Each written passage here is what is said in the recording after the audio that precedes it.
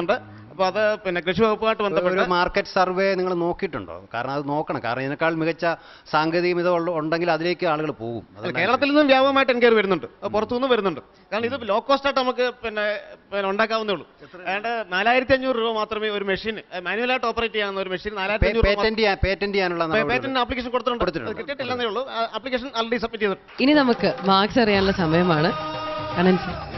എന്റെ മാർക്ക് 15-ൽ 12, 15-ൽ 11.5, 10-ൽ 7.5, 10-ൽ 7.5, 10-ൽ 7. അപ്പോൾ നമ്മുടെ ടോട്ടൽ മാർക്സ് ക്ലാപ്പന പഞ്ചായത്തിന് കിട്ടിയിരിക്കുന്നത് 60-ൽ 45.5 മാർക്സ് ആണ് കിട്ടിയിരിക്കുന്നത്. ഹാപ്പി അല്ലേ? തീർച്ചയായും സന്തോഷകരമായ ഒരു മാർക്ക്. ഓക്കെ, അപ്പോൾ ഇനി വേണ്ടത് ഓഡിയൻസിന് സപ്പോർട്ടാണ്. ഇവരുടെ ഈ പദ്ധതികളെയും ഇവരുടെ ഈ വികസന മാതൃകകളെയൊക്കെ നിങ്ങൾ സപ്പോർട്ട് ചെയ്യുന്നുണ്ടെങ്കിൽ തീർച്ചയായും ഇവർക്ക് നിങ്ങളുടെ മാർക്സ് അറിയിക്കുക. SMS അയക്കേണ്ട format GKE space CPNA space 10-ൽ നിങ്ങൾ നൽകുന്ന മാർക്ക് 537252 എന്ന നമ്പറിലേക്ക് അയക്കുക.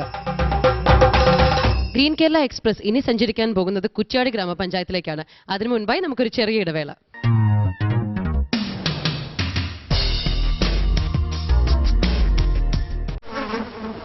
വേണ്ട നമുക്കിനി രോഗങ്ങൾ വ്യാധികൾ, വേണ്ട വേണ്ടേ നമുക്കി കൊതുകിന്റെ താണ്ഡവം. വീടും പരിസരവും വൃത്തിയാക്കൂ, കൊതുകിന്റെ താവളങ്ങൾ നശിപ്പിക്കൂ, മാരക രോഗങ്ങളോട് വിട പറയൂ, വീണ്ടും ഒരു ദുരന്തമൊഴിവാക്കൂ. നാടിനെ നമ്മുടെ വീടായി കരുതണം, വൃത്തിയായി ഭംഗിയായി സൂക്ഷിക്കണം. രോഗം പരത്താത്ത മണ്ണിന്റെ മാറിലെ ആരോഗ്യമോടെ ജനങ്ങൾ വാഴൂ. എന്റെ കേരളം മാലിന്യമുക്തം.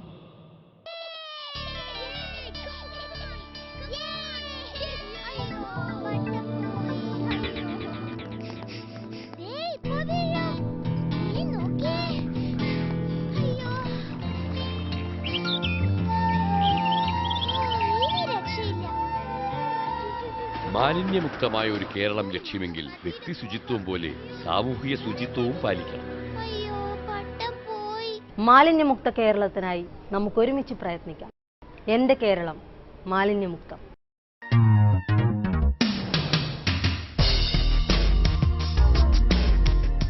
കേരളം എന്ന പേരിൽ തന്നെ തെങ്ങുണ്ട്.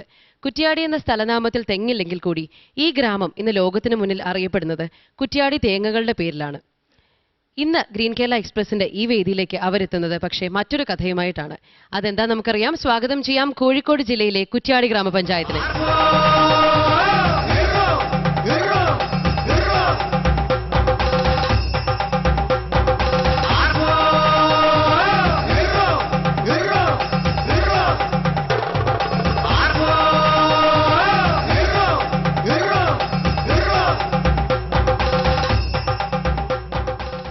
കുറ്റ്യാടി പഞ്ചായത്തിനെ പ്രതിനിധീകരിച്ച് ഇന്നിവിടെ എത്തിയിരിക്കുന്നത് president Shrimati KP Chandri, vice president Shri TK Mohandas, panchayat secretary Shri Vidhu A Menon, junior wealth inspector Shri Suresh Babu, member Shri CN Balakrishnan, member Shri K Vasu, member Shri E Balan എന്നിവരാണ്.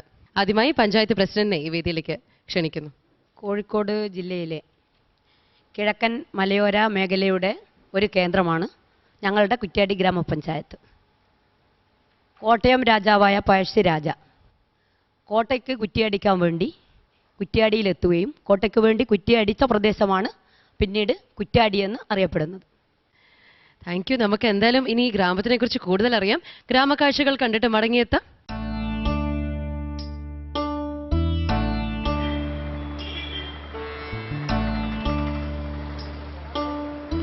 ഇതാണ് കുറ്റ്യാടി ടൗൺ. പഴയ കോട്ടയം രാജവംശത്തിന്റെ കീഴിലുള്ള ഒരു പ്രദേശമായിരുന്നു ഇത്.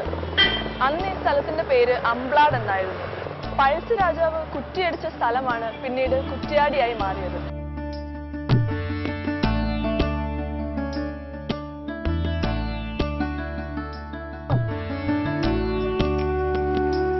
കഴിഞ്ഞ നൂറ്റാണ്ടിന്റെ പകുതി വരെ പയ്യോളി, വടകര തുടങ്ങിയ സ്ഥലങ്ങളുമായി ബന്ധപ്പെടാനും ചരക്കുകൾ കൊണ്ടുപോകുന്നതിനും ആശ്രയിച്ചിരുന്നത് ഈ കുറ്റ്യാടി പുഴയെയാണ്.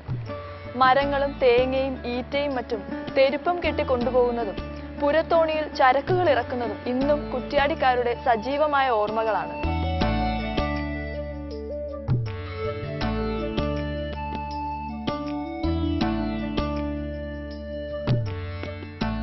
കുറ്റ്യാടി തെങ്ങുകൾ വളരെ പ്രശസ്തമാണ്. വെസ്റ്റ് കോസ്റ്റ് ടോൾ ഇനത്തിൽപ്പെട്ടവയാണ് ഈ തെങ്ങുകൾ. വളരെ പൊക്കത്തിൽ വളരുന്ന ഇവയുടെ തേങ്ങയുടെ കാമ്പ് ഭാരം കൂടിയതാണ്. മാത്രമല്ല ഇവയിൽ എണ്ണയുടെ അംശവും വളരെ കൂടുതലാണ്. ഇപ്പോഴും ഇവിടുന്നുള്ള വിത്തു തേങ്ങയ്ക്ക് മറ്റു സ്ഥലങ്ങളിൽ നല്ല ഡിമാൻഡാണ്. കുറ്റ്യാടി പഞ്ചായത്ത് മുന്നോട്ട് വയ്ക്കുന്ന പദ്ധതികളെക്കുറിച്ച് നമ്മോട് ഇപ്പോൾ സംസാരിക്കുന്നത് വൈസ് പ്രസിഡന്റ് ശ്രീ മോഹൻദാസ് ആണ്. സർ, എന്താണ് പറയാനുള്ളത്? കുറ്റ്യാടി ഗ്രാമപഞ്ചായത്ത് 15.22 സ്ക്വയർ കിലോമീറ്റർ മാത്രം വിസ്തൃതിയുള്ള ഒരു ചെറിയ 19,000-ൽ കൂടുതൽ ജനസംഖ്യയുള്ള വളരെ ചെറിയൊരു പഞ്ചായത്താണ്. ആ പഞ്ചായത്തിൽ എല്ലാ മേഖലയിലും വലിയ വികസനങ്ങൾ നടന്നിട്ടുണ്ടെങ്കിലും അതിൽ ഞങ്ങൾ ഏറ്റവും കൂടുതൽ പ്രാധാന്യം കൊടുത്തിട്ടുള്ളത് ആരോഗ്യ മേഖലയിലാണ്. ആരോഗ്യരംഗത്ത് ഞങ്ങളൊരു സമഗ്ര പദ്ധതിയാണ് ആവിഷ്കരിച്ച് നടപ്പിലാക്കിക്കൊണ്ടിരിക്കുന്നത്. ആ പദ്ധതിക്ക് കൂടുതൽ ഊന്നൽ നൽകാനുള്ള കാരണം കുറ്റ്യാടി എന്നുള്ളത് ആ കിഴക്കൻ മലയോര മേഖലയുടെ ഒരു താഴ്വരയാണ്. അതുകൊണ്ട് തന്നെ അവിടെ വെള്ളക്കെട്ടിൻ്റെ പ്രശ്നമുണ്ട്. ഈ ടൗണ് ആയതുകൊണ്ട് തന്നെ ആരോഗ്യ പ്രശ്നങ്ങൾ ധാരാളമുണ്ട്.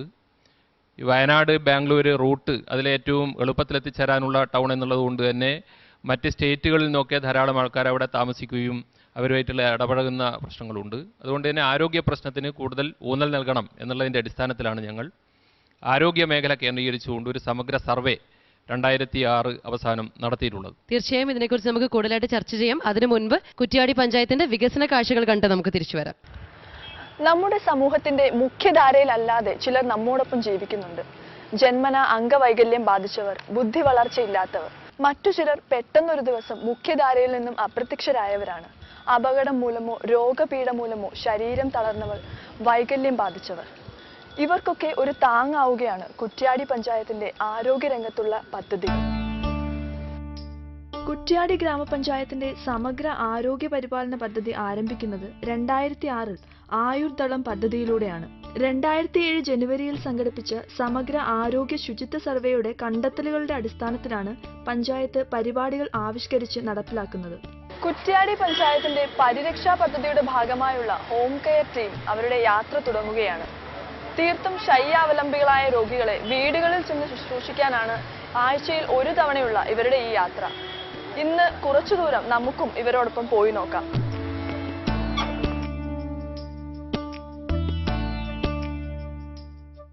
പ്രദേശത്തെ വാർഡ് മെമ്പറുടെ നേതൃത്വത്തിലുള്ള സംഘത്തിൽ 2 വോളണ്ടിയർമാരും ഒരു NRHN നഴ്സും ഒരു ഹെൽത്ത് സ്റ്റാഫും ഉൾപ്പെട്ടിരിക്കും. 124ഓളം സന്നദ്ധ പ്രവർത്തകർക്ക് പാലിയേറ്റീവ് ട്രെയിനിങ് നൽകിയാണ് ഇത്തരമൊരു ടീം ഉണ്ടാക്കിയിരിക്കുന്നത്.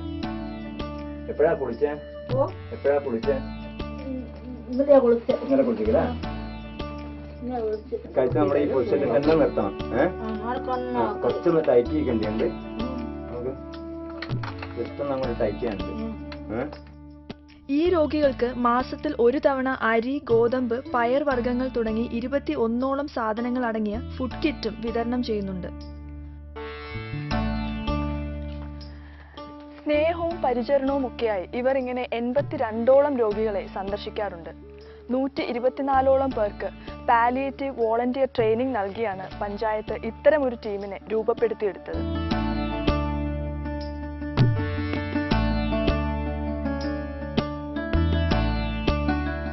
ബുദ്ധിവൈകല്യമുള്ള കുട്ടികൾക്ക് വേണ്ടി ഒരു സ്കൂൾ പഞ്ചായത്ത് നടത്തുന്നുണ്ട്.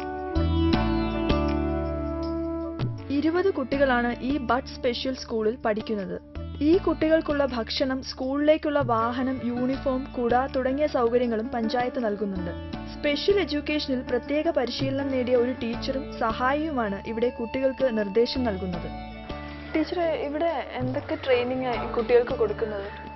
ശരിക്കും സ്പെഷ്യൽ എഡ്യൂക്കേഷനിൽ സ്പീച്ച് തെറാപ്പി, ഫിസിയോതെറാപ്പി, പിന്നെ ഒക്യുപ്പേഷൻ തെറാപ്പി, പിന്നെ സ്പെഷ്യൽ എഡ്യൂക്കേഷൻ അക്കാഡമിക്കായിട്ടും നോൺ അക്കാഡമിക്കായിട്ടുള്ള കാര്യങ്ങളാണ്. ഈ ഒക്യുപ്പേഷണൽ ട്രെയിനിങ് ഇങ്ങനത്തുള്ള ഈ മാല കോർക്കൽ അങ്ങനെ ഏതെങ്കിലും ഒരു ആക്ടിവിറ്റീസിൽ കുട്ടികളെ മുഴുകിപ്പിക്കുക. അപ്പോൾ ഇവരെ അറ്റൻഷൻ കൊണ്ടുവരാനോ മെയിനായിട്ട് ഉദ്ദേശിക്കുന്നത്. അപ്പോൾ കോൺസെൻട്രേഷൻ, അറ്റൻഷൻ കൊണ്ടുവന്നിട്ട് ഇവരെ മറ്റു കാര്യങ്ങളിലേക്ക് ചെയ്യാൻ അവർ പ്രാപ്തരാക്കി എടുക്കുന്നത് അതിലൂടെ.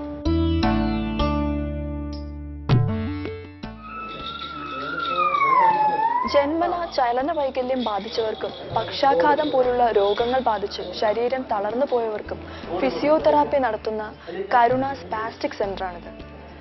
കുറ്റ്യാടി ഗ്രാമപഞ്ചായത്തിന്റെ സാമ്പത്തിക സഹായത്തോടും പ്രചോദന